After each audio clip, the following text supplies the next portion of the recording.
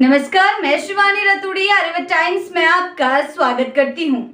बिहार चुनाव के नतीजों के बाद एक बड़ी बहस चल रही है कि क्या महिलाओं के खाते में आए 10,000 रुपए की वजह से एनडीए को ऐतिहासिक जीत मिली है। विपक्ष इस पर लगातार हमला बोल रहा है। ऐसे माहौल में जनशक्ति पार्टी प्रमुख चिराग पासवान ने इस पूरे मामले पर अपनी प्रतिक्रिया देते हुए न सिर्फ विपक्ष पर तंज किया है बल्कि सरकार की योजनाओं को लेकर कई बड़े दावे भी किए हैं। चुनाव के दौरान और उससे पहले सरकार ने महिलाओं के खाते में 10,000 रुपए ट्रांसफर किए थे।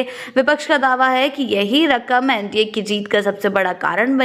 आपको बता दें, चिराग पासवान ने विपक्ष के दावों को खारिज कर दिया है। उन्होंने तीखा पलटवार करते हुए कहा है कि विपक्ष के साथ सबसे बड़ी समस्या इसी बात की है कि वो बहाने पर बहाने ढूंढेंगे। इस वजह से हो गया, उस वजह से हो गया, आत्ममंथन नहीं करते हैं कि आप कहां कमजोर पड़े, आपसे कहां चूक हो गई कि जनता ने आपको इतनी बुरी तरीके से नकार दिया। उन्होंने आगे कहा कि विपक्ष को 2025 ही नहीं बल्कि 2020, 15, 10 सभी चुनावों का पुनर्विचार करना चाहिए ताकि उन्हें समझ आए कि आखिर गलती कहां हुई। चिराग पासवान ने अपने बयान में साफ कहा कि 2015 और 20 के नतीजों में भी एकजुट एनडीए होता तो जीत एनडीए की ही होती। उन्होंने कहा 2015 की जीत क्या राजद की जीत थी? नहीं, वो मुख्यमंत्री नीतीश कुमार का उनके साथ जाना था। अगर उस वक्त भी मुख्यमंत्री नीतीश कुमार एनडीए गठबंधन का हिस्सा होते तो परिणाम यही रहने थे।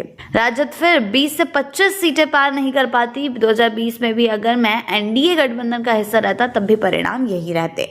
महिलाओं के खाते में भी 10,000 दिए जाने के बाद सरकार द्वारा 2 लाख रुपए देने के वादे पर चिराग पासवान ने भरोसा जताते हुए कहा, बिल्कुल उसको भी जल्द से जल्द पूरा किया जाएगा। उन्होंने इस योजना को फ्रीबी कहने पर भी आपत्ति जताई और कहा, लोग गलत वो में ले रहे हैं।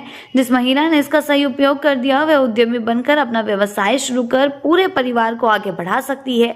ये फ्रीबी नहीं है, आप उनको स्टेब्लिश कर रहे हैं, आर्थिक तौर पर सक्षम बना रहे हैं। चिराग ने कहा कि ये योजना देश के इतिहास की सबसे खूबसूरत और सशक्त जन कल्याण योजनाओं में से एक है।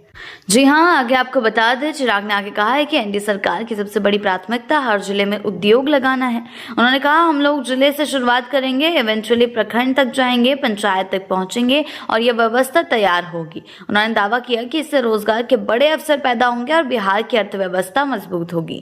चुनाव के दौरान चर्चाएं थी कि चिराग पासवान अपनी पार्टी के लिए डिप्टी सीएम का पद चाहते थे। इस सवाल पर उन्होंने कहा, अब बताइए मैं कितना लालची हो सकता हूँ। एक सांसद वाली पार्टी को 5 सीटें दे दी जाती है, मैंने 5 सीटें जीत कर दे दी।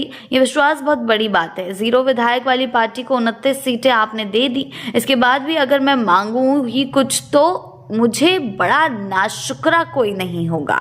चिराग ने आगे कहा कि मुख्यमंत्री जी हैं, सम्राट जी हैं, विजय सिन्हा जी हैं, बहुत खूबसूरत व्यवस्था चल रही है। पहली बार सरकार का हिस्सा बनने का सौभाग्य मिल रहा है, यही मेरे लिए बहुत बड़ी बात है।